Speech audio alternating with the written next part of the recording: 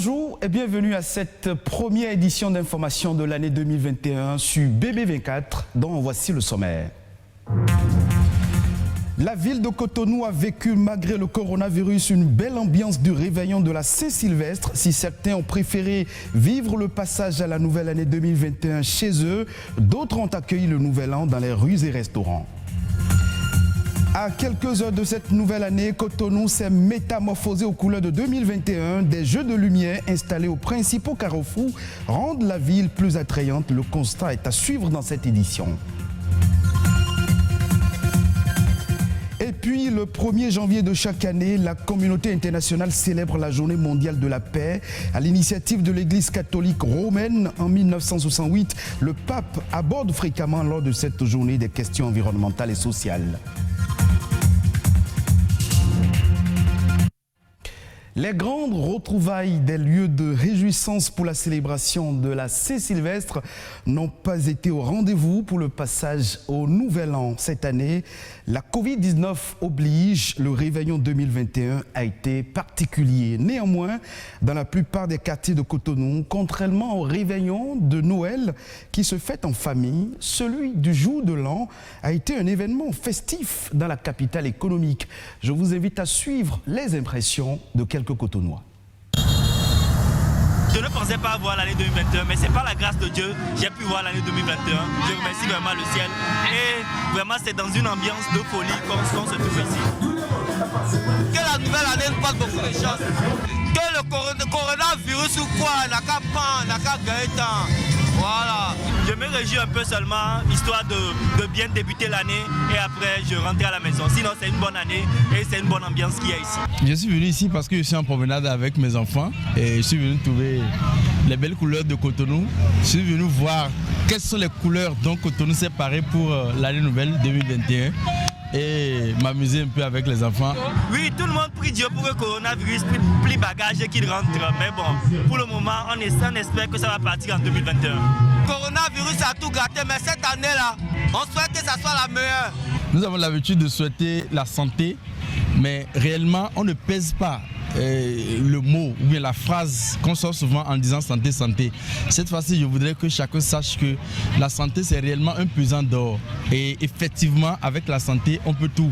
Donc je souhaite à toute la nation, à tous mes frères, à tous ceux qui me regardent, je souhaite la santé, la santé, la santé. Rien que ça, et puis le reste viendra. Comme d'habitude, on souhaite souvent la santé, c'est très très capital. Et la santé passe aussi par l'argent. Quand tu n'as pas de l'argent, tu n'es pas en bonne santé. Voilà. Quand tu as des problèmes, tu n'es pas bon. La santé physique et la santé financière aussi également, c'est important. Puisque la santé, c'est un ensemble de tout. Bonsoir pour la nation béninoise, c'est l'harmonie. Je souhaite que tous les Béninois et les Béninoises puissent s'unir, qu'ils puissent s'unir pour rassembler tous leurs efforts en commun. Quelques jours avant 2021, Cotonou, la capitale économique du Bénin, s'est parée et transformée en un décor paradisiaque.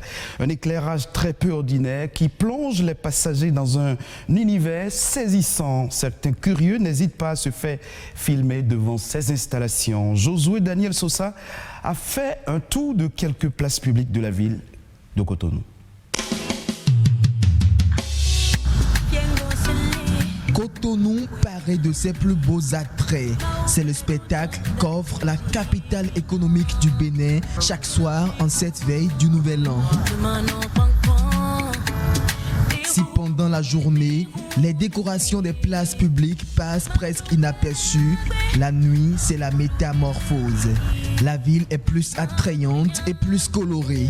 Cotonou Lumière attire l'attention de plus d'un. Je suis sorti sur la demande des enfants pour voir l'aspect de la ville de Cotonou à la veille des fêtes de fin d'année. Tout d'abord, j'ai vu une ville teintée de couleurs, ça fait plaisir. On constate que la ville de Cotonou est en train d'être révélée au grand public et à l'international.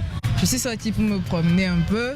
En sortant, je ne savais pas que j'étais vraiment à 3 jours de la fête de la nouvelle année, mais en venant en ville, j'ai vu que bon, l'ambiance était différente et là, je vois vraiment que je suis à la veille de la nouvelle année. J'ai constaté que la décoration, elle a été bien faite. Et on a senti également de l'innovation dans tout ce qui a été fait. Bon, actuellement, sur les lieux, je vois que tout se passe bien. Tout le monde est actif et la fête annonce très bien. De la place des Martyrs, en passant par l'Étoile Rouge, pour le stade de l'Amitié Général Mathieu Kérékou, le carrefour de l'aéroport international Cardinal Bernardin Ganti, le tour de la ville offre un spectacle de figures multiformes, de décorations multicolores à base des guirlandes. Un spectacle de lumière qui annonce la transition vers une nouvelle année. Une année 2021 sans doute pleine de promesses. Je souhaite à tous les Béninois meilleurs vœux de santé, surtout la santé parce qu'on est en train de parler de Covid. Et après santé, que tous les foyers soient heureux cette année et pour que le Bénin soit un pays réellement de taille pour les enjeux que nous avons devant nous. Je demande aux Béninois de ne pas avoir peur, que le meilleur reste à venir et mon souhait c'est les vœux plutôt de santé, de succès, de prospérité, d'argent à tout le monde. Je ne vais pas dire que ce sera une plus belle année que l'année dernière, mais je vais juste dire de continuer à espérer au meilleur, de ne pas voir à tous les challenges que nous avons eus, de croire que le Seigneur fera mieux, beaucoup mieux pour nous l'année qui vient. Et surtout en cette période que nous traversons, je souhaite la santé à toute la population béninoise et à tous mes proches. Et le reste viendra par la grâce de Dieu. Adieu 2020 et bienvenue 2021. Une année de prospérité et de succès. Tel est le souhait des citoyens béninois.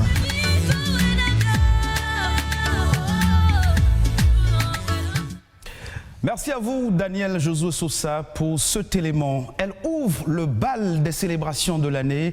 La Journée mondiale de la paix, à l'initiative de l'Église catholique, est célébrée tous les 1er janvier. L'année 2020 ayant été marquée par la crise sanitaire liée à la Covid-19, avec pour effet de grands bouleversements socio-économiques, a laissé beaucoup de stigmates. En référence à ce contexte, le pape François, dans son message à l'occasion de la 54e édition de la Journée mondiale de la paix, a mis l'accent sur la culture du soin comme moyen pour parvenir à la paix. Plus de détails avec Alessandra Dotan.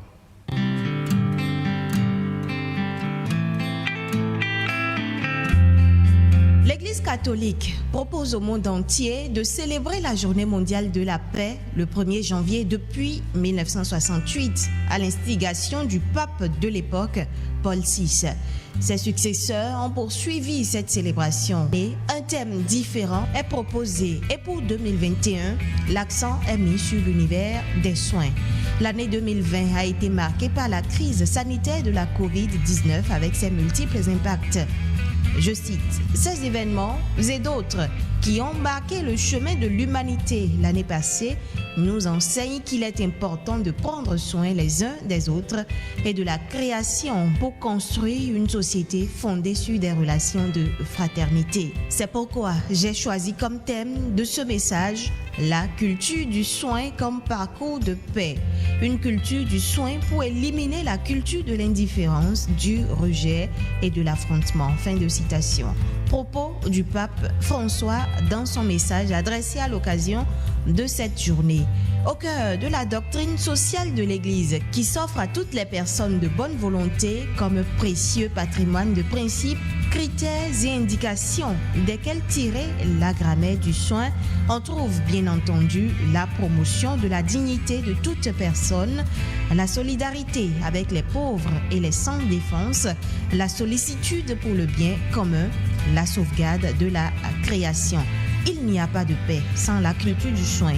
En bien des endroits dans le monde, des parcours de paix qui conduisent à la cicatrisation des blessures sont nécessaires. Il faut des artisans de paix disposés à élaborer avec intelligence et audace des processus pour guérir et pour se retrouver. Parlons à présent de soja, un élément très riche qui dispose de plusieurs vertus, aussi bien pour l'alimentation que pour les soins corporels et capillaires.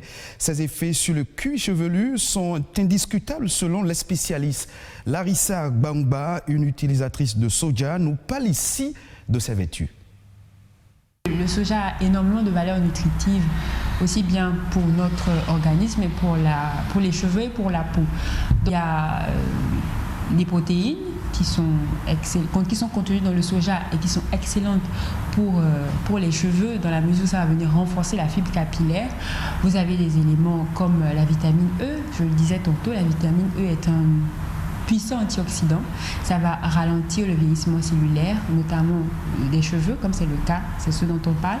Vous avez des minéraux tels que le magnésium et le calcium, qui sont des minéraux très importants dans la croissance du cheveu, aussi bien à l'intérieur, c'est-à-dire dans l'alimentation, mais aussi à l'extérieur, notamment sur le cuir chevelu. Donc, vous faites un soin à l'huile de soja qui est bourrée quand même de magnésium, de calcium et consorts, et vous l'appliquez sur le cuir chevelu, en suivant une certaine routine, vous aurez des effets visibles. Vous pouvez réchauffer légèrement le lait de soja, l'appliquer sur les cheveux après le shampoing, donc le cheveu est légèrement mouillé, vous l'appliquez, vous mettez un bonnet de douche, vous laissez 30 à 45 minutes et ensuite vous rincez, tout simplement. Voilà. L'actualité au plan national, c'est également dans la nation en bref et en images. Un condensé des faits importants ayant marqué le Bénin durant ces 48 heures. C'est un résumé signé Amandine Aniambossou.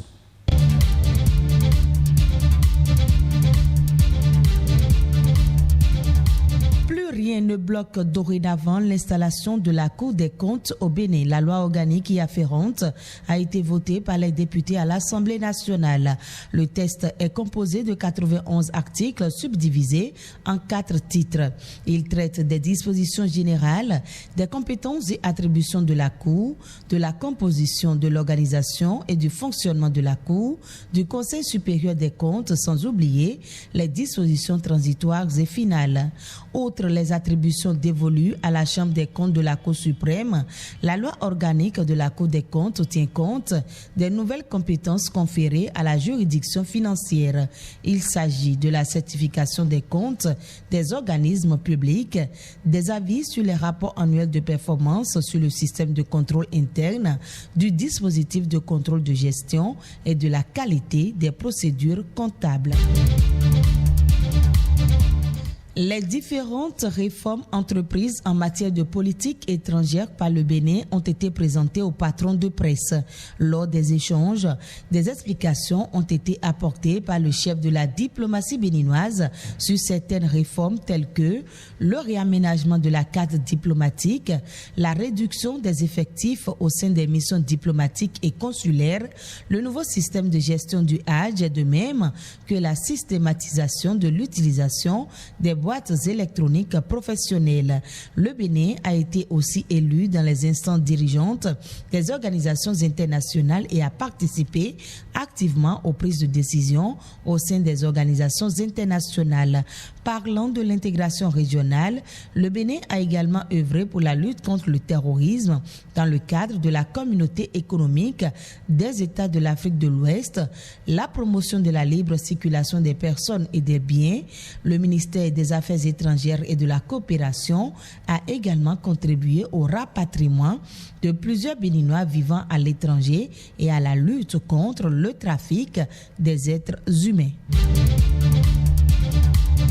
Le patronat béninois poursuit les actions pour atténuer les effets néfastes de la Covid sur l'entreprise. Une étude a été réalisée à cet effet sur le thème « Évolution de la vulnérabilité du personnel des entreprises face à la Covid-19 et approche de solutions au Bénin ». L'objectif est d'aider les scientifiques qui travaillent directement sur la Covid-19 en contribuant à mesurer les impacts psychologiques, anthropologiques et socioculturels que peuvent entraîner cette crise. Ce document est appelé à devenir un véritable gouvernail devant amener les entrepreneurs à construire des bases solides sur lesquelles va reposer le système de couverture sociale adapté aux conditions et spécificités des travailleurs.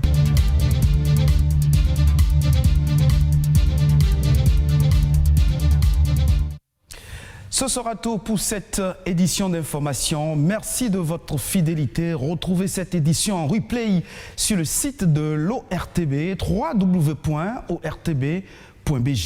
Bonne année à toutes et à tous.